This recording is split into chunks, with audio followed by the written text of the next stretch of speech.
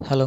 అందరికీ ఈరోజు మన వీడియో టాపిక్ ఏంటంటే, అమ్మకు వందనం పథకం వచ్చేసి దానికి ఎలిజిబిలిటీ ఏంటి? ఏమేమి కావాలైతే ఈరోజైతే చూద్దాం.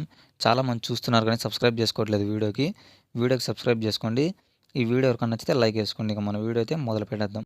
ఇక్కడ చూసుకోవచ్చు అమ్మకు వందనం రూ. 15,000 ఇది తప్పనిసరి అని అయితే న్యూస్ అయితే రిలీజ్ అయిందనమాట యెస్టర్‌డే. కానీ నేను చూడలేదు. అందుకే ఇప్పుడు అప్లోడ్ చేస్తున్నాను.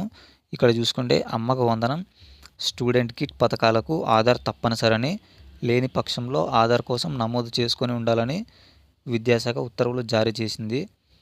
ఆధార్ అయితే తప్పనిసరిగా ఉండాలంట స్టూడెంట్‌కి అయితే. ఆధార్ అయితే లేకపోతే అప్లై చేసుకోండి. ఇంకా పేరెంట్స్‌కి వచ్చేసి ఆధార్ వచ్చే వరకు పాన్ కార్డ్ అయినా, passport, ration card, voter ID, driving licence వంటి ఈ 10 ఐడీల్లో ఏదో ఒకటైతే ఉండాలి. అమ్మకు వందనం కింద విద్యార్థుల సంరక్షకులు అంటే గార్డియన్స్ వస్తారు, పేరెంట్స్ వస్తారు. రూ. 15,000 స్టూడెంట్ కిట్లు, బ్యాగ్, దుస్తులు తదితరులు అందిస్తోందని అయితే న్యూస్ అయితే వచ్చిందనమాట యెస్టర్‌డే. దీని మీద ఏమైనా అప్డేట్స్ వస్తే మళ్ళీ అయితే వీడియో చేస్తాను. ఇంకా వీడియో అయితే అంతే. ఇంకా మన ఛానల్ ఎవరైనా సబ్స్క్రైబ్ చేసుకుంటే సబ్స్క్రైబ్ చేసుకోండి.